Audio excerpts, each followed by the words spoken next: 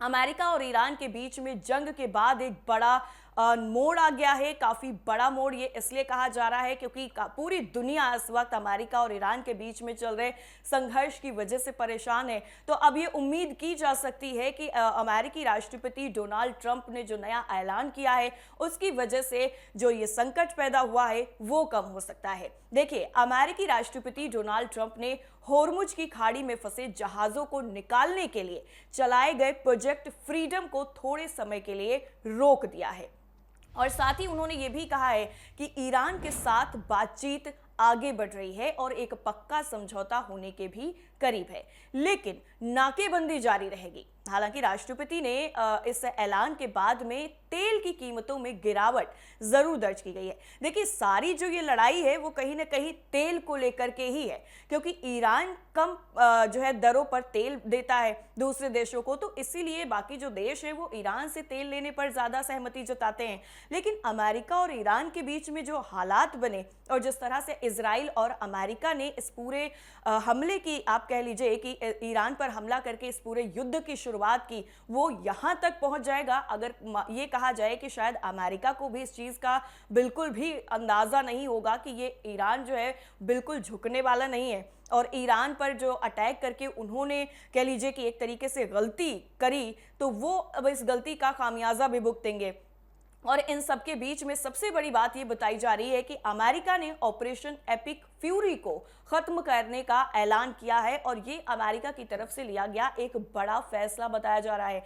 साथ ही साथ ये भी कहा जा रहा है कि हो सकता है अब कुछ ही दिनों के अंदर अमेरिका और ईरान के बीच में जो तनाव चल रहा है वो खत्म हो जाए। अमेरिका के विदेश मंत्री मार्क रूबियो ने भी ये ऐलान कर दिया है। उन्होंने साफ किया है कि अब अमेरिका किसी नई लड़ाई की स्थिति नहीं चाहता और शांति का रास्ता अपनाना चाहता है। राष्ट्रपति डोनाल्ड ट्रंप ने भी अपने social media platform truth social पर लिखा है कि पाकिस्तान और दूसरे देशों की मांग पर और अमेरिका की जबरदस्त सैन्य सफलता के बाद दोनों पक्षों ने मिलकर ये ऑपरेशन थोड़े वक्त के लिए रोकने का फैसला किया है। राष्ट्रपति डोनाल्ड ट्रंप ने कहा है कि ईरान के साथ बातचीत एक पूरे और आखिरी समझौते की तरफ बढ़ रही है और बहुत अच्छी प्रगति हुई है। ये रोकना दरअसल ये देखने के लिए किया गया है कि क्या ये समझौता आखिरकार हो सकता है या ये एक बहुत ही जरूरी बात है।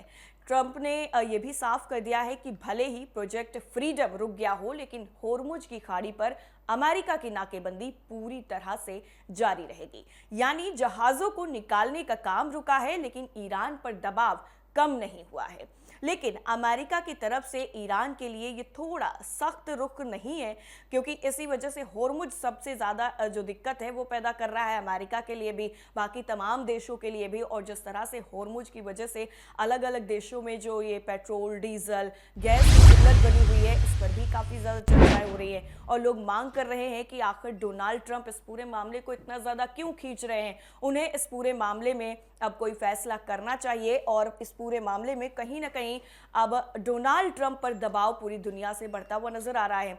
लेकिन डोनाल्ड ट्रंप ने ईरान को कड़ी चेतावनी क्या दी है, जरा वो भी हम आपको समझा देते हैं। दरअसल राष्ट्रपति ट्रंप से ये जब पूछा गया मीडिया की तरफ से कि ईरान को संघर्ष विराम यानी युद्ध रोकने के समझौते का उल्लंघन करने के लिए क्या करना होगा, तो राष्ट्रपति ट्रंप ने जवाब दिया कि तुम्हें पता चल जाएगा। ट्रंप ने यह भी कहा कि ईरान जानता है कि उसे क्या नहीं करना है।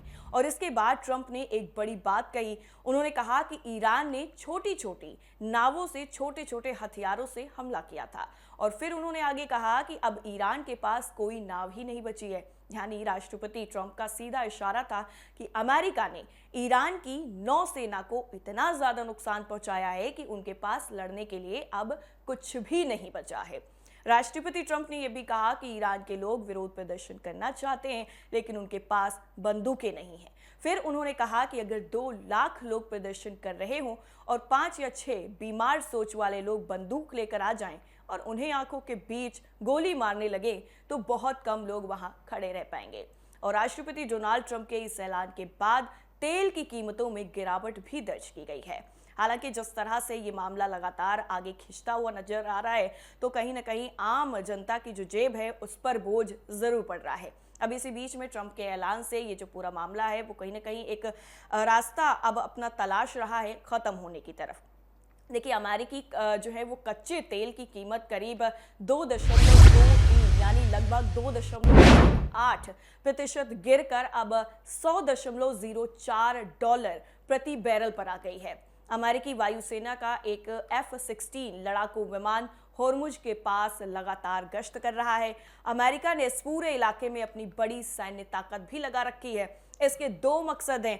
पहला मकसद ये है कि वहां मौजूद अमेरिकी सैनिकों और जहाजों की रक्षा हो सके, और दूसरा मकसद ये बताया जा रहा है कि इस रास्ते से गुजरने वाले व्यापारिक जहाजों को भी सुरक्षा मिले ताकि दुनिया में तेल की सप्लाई बाधित ना हो। अमेरिका ने ईरान पर दबाव बढ़ाते हुए ये कहा है कि उसे बातचीत की मेज पर आना होगा।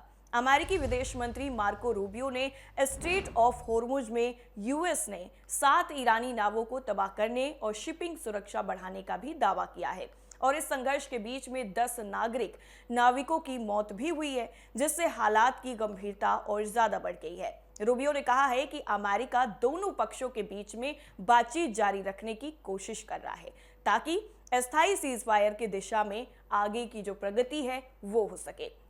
स्टेट ऑफ होर्मुज में बढ़ते तनाव के बीच में संयुक्त राष्ट्र में एक अहम प्रस्ताव भी तैयार किया गया है, जिसमें ईरान को बेहद ही सख्त चेतावनी दी गई है। इस प्रस्ताव के मुताबिक अगर ईरान जहाजों पर हमले नहीं रोकता है, अवैध टोल वसूली नहीं बंद करता है और समुद्र में लगाए गए माइंस की जानकारी साझा नहीं करता है, तो उस पर प्रतिबंध या फिर बाकी अन्य कड़े कदम भी उठाए जा सकते हैं। इस तरह से जो अमेरिका है वो लगातार पूरे मामले में अपना जो रुख है वो स्पष्ट करता हुआ नजर आ रहा है। देखिए, आपको यहाँ पर एक चीज याद दिला दे कि ये वही डोनाल्ड ट्रंप हैं जो लगातार ईरान पर दबाव बना रहे हैं और ईरान झुकने को तैयार नहीं है। लेकिन अब एक बड़ा सवाल यहाँ पर ये उठता है कि क्या अब अमेरिका भी इस युद्ध से ऊब चुका है और वो भी एक रास्ता चाहता है, इसी वजह से उन्होंने इस तरीके का फैसला किया है।